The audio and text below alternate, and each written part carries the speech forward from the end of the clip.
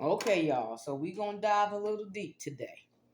Y'all make sure first of all that you're liking, sharing, subscribing, following, all right, to support me. All right. We're gonna dive a little deep because I'm supporting you with this information. I'm going deep. Let's talk about why people do certain things.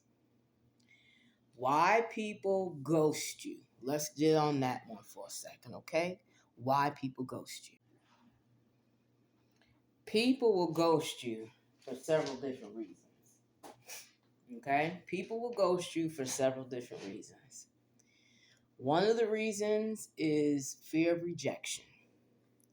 Fear of rejection is a deep seated issue in people who were rejected.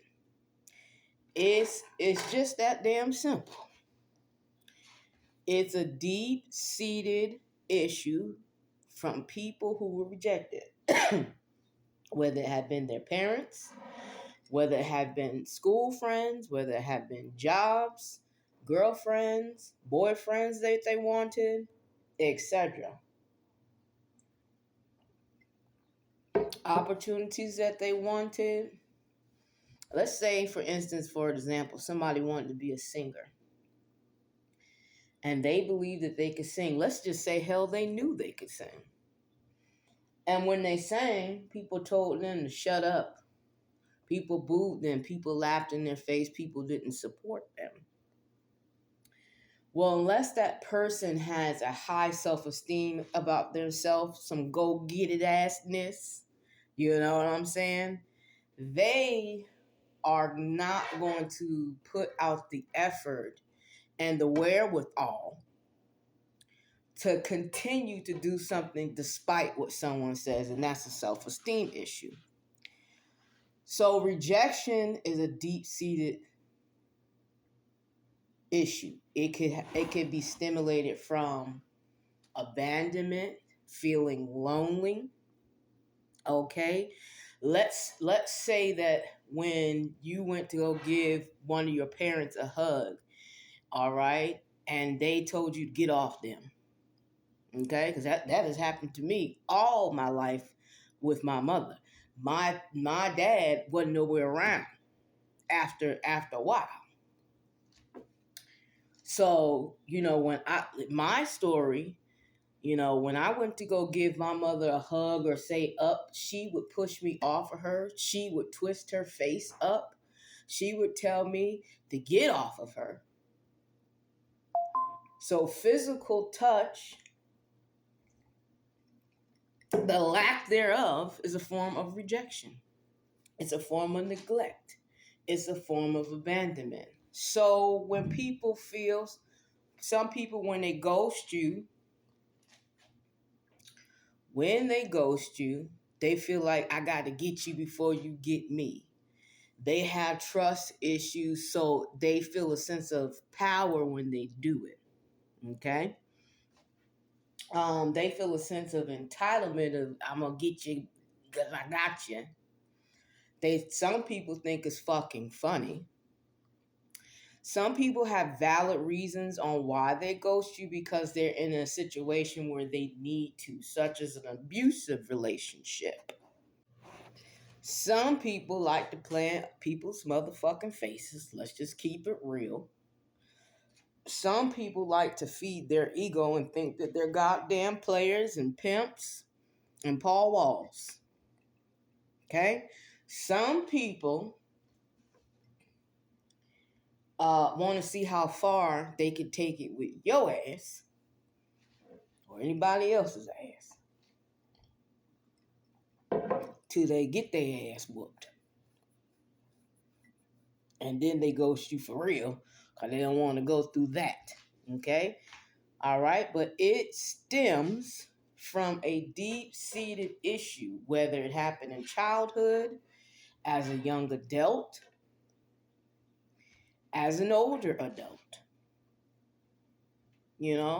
Let's say you get married in your teens or your 20s, hell, even your 30s and 40s. That's still young. All right.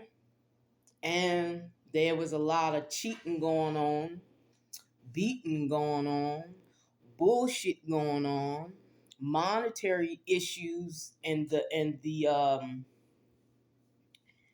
carrot dangling going on in the relationship. That person may be scorned.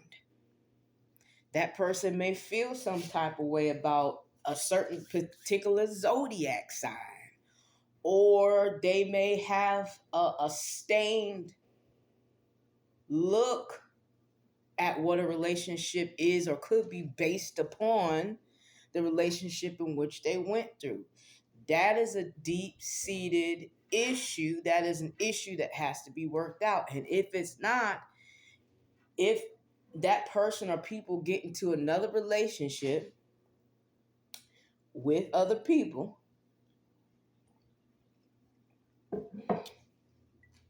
they're going to take it out on them. They're going to repeat the cycle because they have not come up out of that mindset. These situations, though painful, we're not minimizing the pain. We're not minimizing the hurt. We're not taking accountability for other people's mistakes. And we're definitely not shucking and jiving accountability on the bullshit we brought to the table. It's not what we're saying.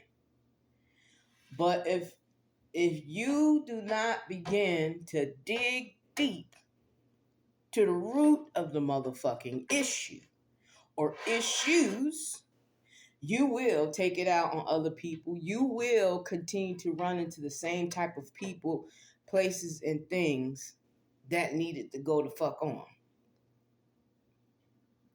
See, people like to goddamn sugarcoat shit and think that everything is a 1-2 step process.